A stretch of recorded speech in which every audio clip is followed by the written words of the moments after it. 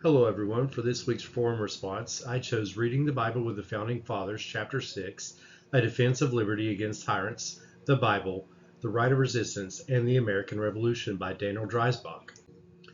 In my presentation, we'll explore the historical and theological foundations of the right to resist tyrannical rulers, a concept that was crucial to the American revolutionary thought.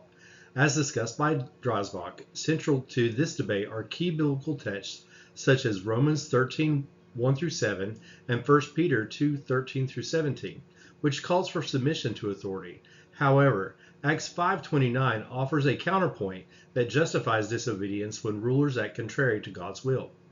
We'll also examine how these ideas were influenced by the Protestant Reformation and subsequently adapted by the American revolutionaries. In regards to the biblical foundations and interpretations, Dreisbach emphasizes how Romans 13:1-7 instructs believers to be subject to governing authorities, as they were ordained by God. Similarly, 1 Peter 2:13-17 calls for submission to every human institution for the Lord's sake. On the surface, these passages seem to be supporting absolute obedience. However, as Dreisbach notes, Acts 5:29 complicates this by asserting that when human commands conflict with God's will, believers must obey God rather than men.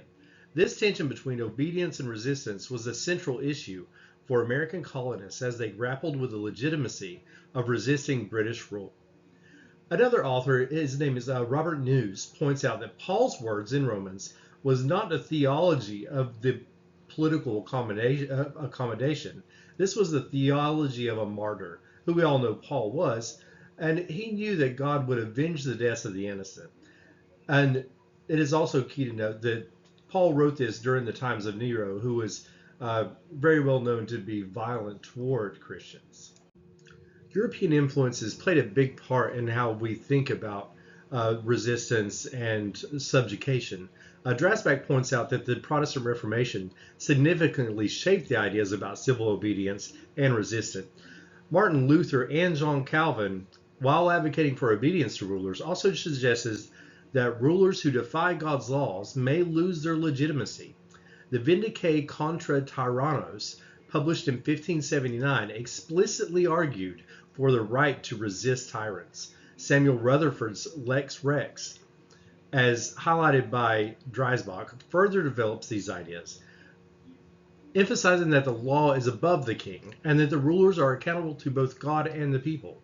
These writings influenced later generations, including the American revolutionaries.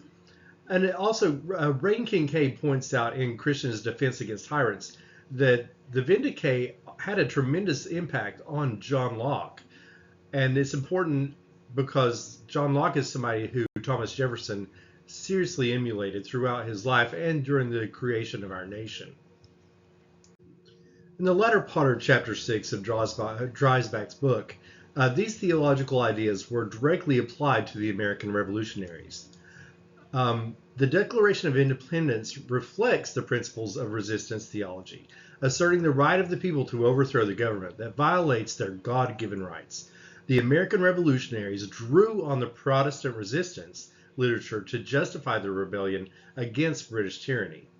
This blend of religious and political thought has left a lasting impact on American constitutional principles, particularly the idea that legitimate government must serve the common good and respect the individual rights.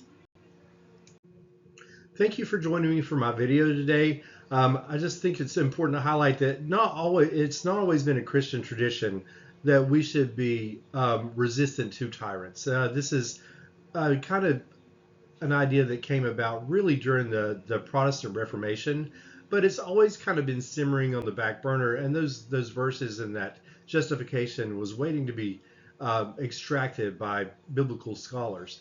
And if it wasn't for them who pulled this up and they translated this idea of resistance to tyrants, we wouldn't have the America that we have today. And I've included a couple of two of my favorite images on this screen that discusses one of the first American flag ideas, as well as the Virginia state seal.